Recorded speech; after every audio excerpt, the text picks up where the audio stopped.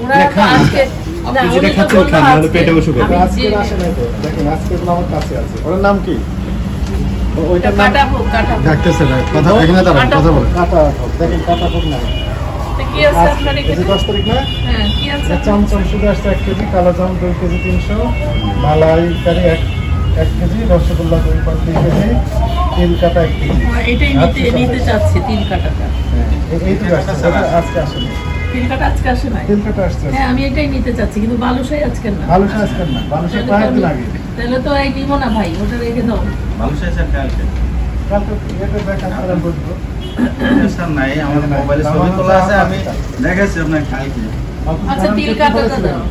আজকে না, উনি বলে নাই, উনি বলছে আর কি। উনি বলেছেন হ্যাঁ, আজকে।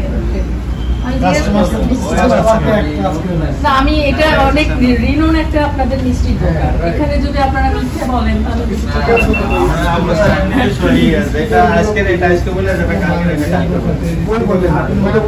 না, উনি বলে নাই, ও যে ও বলছে। উনি তো আমার সাথে ছিল। হ্যাঁ, এই জন্য আচ্ছা, ওনাকে ডাকতে গেছে, বুঝছেন? আমি ওনাকে নিয়ে গেছিলাম। ও এবার জানে না তো, এই ও থেকে ওর সাথে আবার। আচ্ছা, তিল কাটা ভুট্টা কি জিনিস, সেটার ভিতরে কি আছে? ওটার ভিতরে ছোট একটা রসগোল্লা মিষ্টি আছে, উপরে ক্ষীর আর তার উপরে হলো যে তিল দেওয়া। হ্যাঁ, আচ্ছা, উপরে গুড়ের ইয়ে? না, ওটা গুড় না, ওটা চিনি আর ক্ষীর। আচ্ছা, ওটাই আমি জানতে চাচ্ছিলাম, কিন্তু বলতে পারেন নাই সেটাই। আচ্ছা, ঠিক আছে। আমি আসলে জয়পুর থেকে আগে রেগুলার কিনতাম, এটা আমার একটা মানে পছন্দের দোকান, কিন্তু নামটা একটা ব্র্যান্ড না। হ্যাঁ হ্যাঁ, সেটাই। 6টা আইটেম শুধু আজকে আসছে। এখানে আছে কয়টা আইটেম? আছে অনেক 10-12টা, না, বেশি বেশি 20টা হবে। 5, 6, 7, 8, 9, 10, 11, 12, 13, 14, 15, 16, 17, 18, 19, স্যার এটা দিতে একটা 22, 23, 24টা ভিতর 20টার মতো আছে স্যার, 20টার মতো আছে। 20টার মতো আইটেম আছে, তার মধ্যে 6টা আইটেম শুধু আজকে।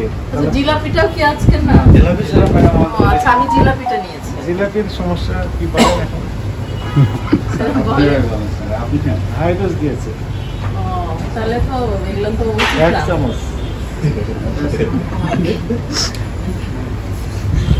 এখন ভোক্তা অধিকার নিয়ে কি এখন আমাদেরকে গিয়ে দ্রব্য কিনতে হবে? এটাই আমার কাছে একদম মনে হচ্ছে। বাসায় গেলে এইটুকু জিলাপি ভাজতে 1 চামচ দিতে হয়েছে তার হাই ডোজ।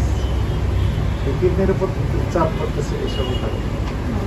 আমি ওই একটা রিসার্চ করলাম, এই বছর কিডনি দিবসে ডাক্তার স্পেশালিস্ট বলেছেন, একটা ইন্টারভিউতে বলেছেন 71 টেলিভিশনে 18 কোটি মানুষের মধ্যে 3 কোটি 80 লক্ষ মানুষ কিডনি রোগে ভয়ানক অবস্থা। হ্যাঁ, ভয়ানক। ভাই, আমি একজন এক্স ডিজিএম কিন্তু ব্যাংকের, এখন আমিও যদি ঠকে যায় তাহলে আর সাধারণ মানুষ তো ঠকে যাবে, কিছু করার নেই। আমরা তো সবাই ঠকতেছে না মানুষগুলো, মানে না না, আমরা তো বিশ্বাসের উপর কিনি, আর কিছু না। এখন যে ওনার সিকেডি হাসপাতাল না, ওই এলাকায় আমি একদিন গেলাম, যেয়ে দেখি প্রত্যেকটা মানে ওই গোটা এলাকাটাই, ওই পাড়াটা বাসা ভাড়া নিয়েছে রোগীরা, নিয়ে কেউ 8 মাস 10 মাস এইভাবে অবস্থান করছে ট্রিটমেন্ট নেওয়ার জন্য। ভয়াবহ অবস্থা। আমার বাবা মানে ডায়ালিসিস করতে করতে মারা গেছে।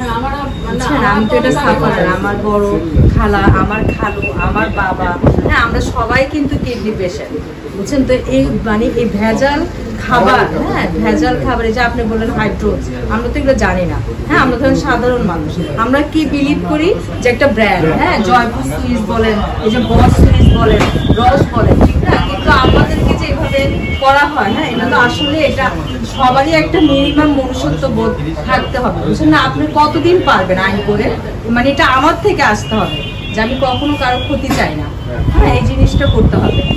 এখন এটা আমরা যতই আমরা করি আইন, আমাদের বিবেকটা সবচেয়ে বেশি আগে কাজ করতে হবে।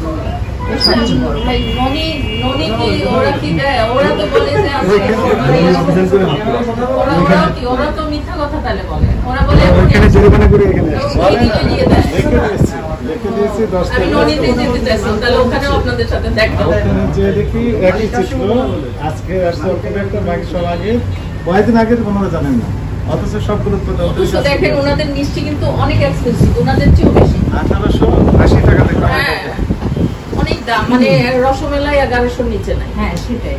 তাহলে যদি আমরা ঠকে যাই তাহলে তো কিছু বলার নাই, কারণ কোয়ালিটিটা তো মেইনটেইন করতে হবে, ঠিক না? আপনার মানে আপনার প্রাইসটা কিভাবে হবে ভাই? আপনি যদি কোয়ালিটিটা মেইনটেইন করেন তাহলে আপনার প্রাইসটা আপনি নেন। তাহলে আমি স্ট্রিট ফুডই খাবো, এই স্ট্রিট ফুডই খাবো, তাহলে তো কোনো তফাৎ দেখি। তাহলে আমি তো ডিফারেন্সটা আমরা আসলে পাই না, কিন্তু এটা আসলে সবার একটু মনুষ্যত্ব বোধ থাকা উচিত। হ্যাঁ, যে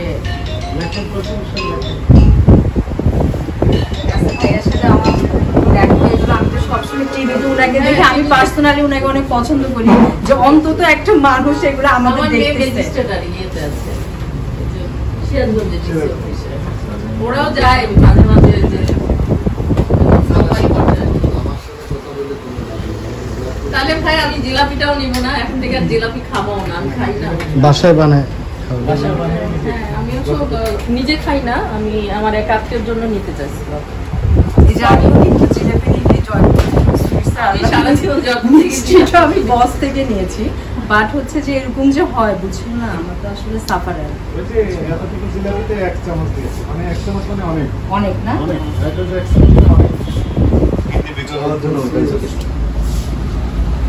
কিন্তু তো অনেক নেট থাকে, চাটনি আছে, এগুলো নষ্ট হয় না।